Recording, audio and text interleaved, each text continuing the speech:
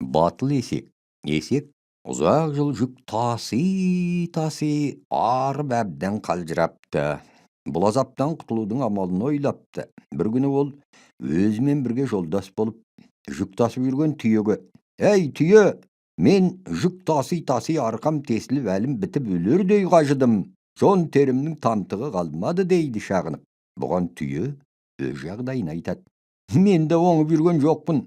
Кел ендеше екеуміз жолдас болып қожамыздан қашып кетейік те өз ойымызға келген істеп өз бетімізше еркімізбен өмір сүрейік» депті. Бұдан басқа бір амалын таба алмаған түйе біраз үндемей отырады да ойланыңқырап барып солғындау жауап қайырады: «Расында да қожамыздың нәшәргісі екені анық. Тыным таптырмай жұмсай береді. Күтіміміз де жоқ. Сенің бұл айтқаныңды мен қостаймын. Ал сонда қалай қайтып қашамыз?» Есек бұл іске әлде батыл жетпей тұрған түйеге ақыл айтып қайрай түседі: «Қалай қашудың жөн екенінің жай жапсарын мен алдын ала ойлап қойғанмын. Оған қам жеме. Ертең қожамыз екеумізге тұз артады да базарға алып жүреді.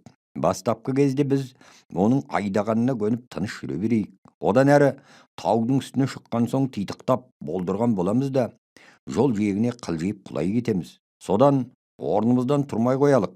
Қожамыз бізді қарғап сілеп таяқтың астына алатын анық. Жемей жүрген таяғымыз ба шыдап бағайық. Қанша сабаса да орнымыздан тұрмай жатып алайық. Әбден шаршаған соң қожамыздың өзі тоқтайды да бізді тастап басқа көлік алып келу үшін үйіне қайтып кетеді. Біз айдалада оңаша қаламыз.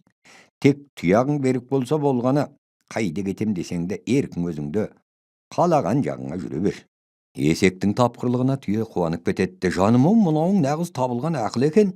Данышпансың ғой өзің. Ебіңе лайық қисын деген осы. Тура сенің айтқаныңды бұлжытпай орындауға мен әзірмін» деп уәде береді.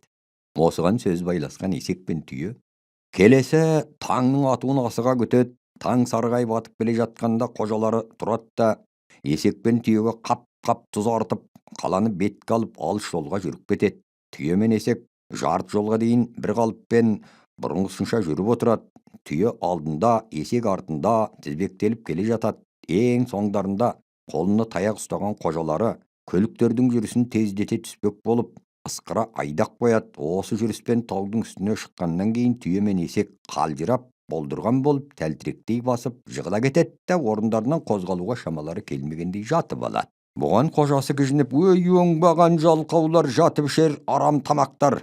Жон терілеріңді сылып тұрып көздеріңе көк шыбын үймелетем. Тұрыңдар тез» деп тебініп бақырып балағаттайды. Түйе мен есек қожасының сөзіне былқ етпейді. Қалжыраған болып жата береді. Қожасы ызаға булығып көліктерді таяқтың астына алады. Сөйтіп түйеге 30 таяқ соғады. Сонда да былқ етпейді. Ал 40 таяқ тигенде түйе бақыра ойбайын салып орнынан ұшып түрегеледі. Солай ма екен оңбаған жалқау? Саған әлдеқашан осылай істеу керек еді» дейді де қожасы енді есекті таяқтауға кіріседі. Есекке 40 таяқ соғады, сонда да былқ етпейді. Одан кейін 50 таяқ соғады, сонда да қыңқ етпейді. 60 таяқ соғады, есек қозғалмайды, жатқан орнында жата береді. Ақыры қожасы бұл расында да қалжыраған екен деп істің қиынға айналғанын байқайды. Содан кейін есектің өлетін түрі бар деп ойлайды. Бұл жол жөнекей тап болған қаза ғой, амал қанша. Содан кейін есектің үстіндегі жүкті түсіріп түйеге артады да сол жерге есекті тастап жолға шығады. Өз жүгінің үстіне есектің жүгі қоса артылған соң түйе аяғын зорға басып белі қайысады. Есекті қарғап сілеп қатты күйінеді: «Харам қатқыр, серек құлақ, сенің тіліңе еремін деп қаншама азап көріп таяқ жедім. Онымен қоймай сен көтеріп келе жатқан жүкті де үстемелеп маған артты» деп қайғырып кете барады. Есек қожасы түйені жетелеп бір қырдан асып кеткенше орнынан қозғалмай жатады. Олардың қарасы көрінбей кеткен соң барып орнынан тұрады да дала кезіп қаша жөнеледі. Сол бетімен тоқтамай 3 күн бойы жол жүреді. 3 таудан асады, 3 алқаптан өтеді. Ақырында Тентек өзенінің жағасындағы кең алқапқа жетеді. Сондағы қалың тоғайдың іші қою көлеңке екен. Шалғында алаңқай ұнайды да сол жерді мекендеп тоқтап болады. Бұл тоғай өз маңына жан жолатпайтын айбарлы бір жолбарыстың тұрағы екен. Bir күні жолбарыс өз мекенінің маңайын аралап серуендеп қайтуға шығады. Таң ата орнынан тұрады да түс кезінде бір алқапта жайылып жүрген есекті көреді. Есек құйрығын шыпшаңдата қағып емін еркін жайылып жайбарақат тұр екен. Бұл осы күнге дейін мен көрмеген не қылған аң болды екен деп ойлайды жолбарыс. Өзі тапалдау Көсеу құйрық есекке таңдана қарап, сол кезде өзіне тесірейе қарап тұрған жолбарысты көрген есек есінен тана қорқып үрей ұшады. Ажалым жеткен екен деп ойлайды қалшылдап. Бос өлмейін, амалдап қарсыласайын. Бұл үрейлі жыртқышқа өзімнің батылдығымды танытып өлейін.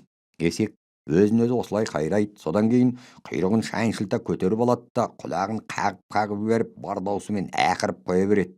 Оның ащы айғайынан шошынған құстар шулап көкке көтеріледі. Секем алған жолбарыстың көзі қарауытады. Айналасы бұлдырап кетеді. Содан жалт бұрылып кейін қарай бар пәрменімен зытады. Артына бұрылып қарауға да мұршасы келмейді. Тілі салақтап ырсылдай қашып келе жатқан жолбарысқа жолда қасқыр жолығады. Құты қашқан ұсқын көріп, соншама кімнен қорықтың жөке деп сұрайды қасқыр таңданып.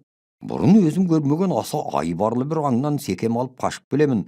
Ондай қорқынышты аң бұл дүниеде жоқ шығар. Құлағының орнында қанаты бар.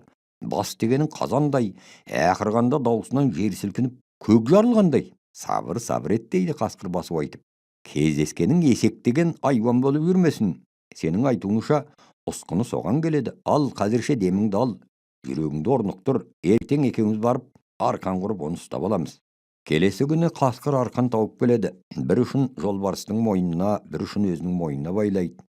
Сөйтіп екеуі есек жайылып жүрген әлаңқайға қарай бет алады.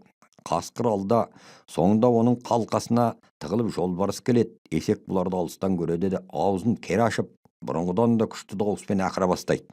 Үрейленген жолбарыс тартыншақтап шегіне түседі. Қасқырға ашу шақырады. Ей, жарқыным, сенің мені мына сұмырайға ұстап беріп, жем қылғалы әкеле жатқаның белгілі болды деп артына қарай жұлқи тарта жөнелгенде, қасқырдың басы арқанға шырмалып қалып, біраздан кейін мойны үзіліп өліпті. Сол бетімен жолбарыс тынысы бітіп, жатағына жеткенше жүгіріпті. Ентігін баса алмай алқынып отырғанда, жолбарыстың қасына бір сауысқан ұшып келіпті. Ол шықылықтап, секеңдей жорғалап, бұтақтан бұтаққа қонады да жолбарыстан болған оқиғаны түгел сұрап біліпті. Содан кейін, жөке сабыр етіп демала тұр. Мен сол алаңқайға ұшып барып келейін. Қандай жыртқыш екенін, не істеп жүргенін байқап қайтайын. Барлап көріп білгенімнің бәрін саған келіп айтайын. Сен осында тоса тұр дейді да ұша жөнеледі. Сауысқан тоғайдың есек жүрген алаңқайына ұшып келеді. Есек сауысқанның қалбалақтап келе жатқанын алыстан көреді. Оның хабаршы екенін сезіп, төрт аяғын тарбита серейіп өлген болып жерге аунай кетеді. Мұны көрген сауысқан жазым болған екен деп ойлап, әй-шайға қарамастан тіп-тіке есектің үстіне шүйлі түнетті, жорғалап алдартын шолып шығады. Ол жолбарысқа бұл қаһарлы жыртқышты өзім өлтірдім деп мақтанудың сылтауын іздеп өзінше амал ойлай бастайды. Сөйтіп жүргенде жерде жатқан бидайдың бір түйір дәнін көзі шалады.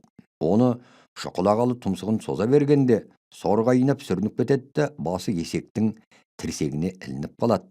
Сол заматта өліп жатқан есек тіріліп кетіп сауысқанды тірсегімен қысып алады да құйрығымен сабалай береді, сабап түтесін шығарады. Сауысқанның жұлынған жүні бұрқырап, алаңға қаптап басып кетеді. Дәрмені кетіп, әлі біткен сауысқанды теуіп кеп жібергенде есікпен төрде жерге ұшып түсіпті. Орнынан зорға түрегелген сауысқан сәл жоғары көтеріліп, төменге бір қарайды да өзіне өзі өкіне шықылықтаған бойы үфіліп, ахлап, бір жамбастай қиқалақтап ұшып кері қайтады. Сол бетімен жолбарысқа жетеді. Алыстан айғай салып, ойбай жөке, жаныңның барында бұл тоғайдан тез жоғал. Қарғыс атқыр бір оңбаған айуан екен, қанаты бар, мені ұстап алып сабап, жарымжан етіп жіберді. Абайла, менің күнім сағанда келіп жүрмесін дейді бажылдап. Мұны естігенде жолбарыстың зәре құты қалмайды. Жан жағына алақтай қарап, алдартына қарамастан қаша жөнеліпті. Сол қашқан бойы күні-түні жортып, жалпақ бір көлдің бойындағы қалың қамысқа жетіп, сондағы қопаны паналапты. Ешкімге көрінбей, жалғыз өзі ғана оңаша жүріп, сол қамыс арасын мекендепті. Сөйтіп батыл есек жауларынан құтылып, қалың тоғайдың кең алқабында еркін өмір сүріп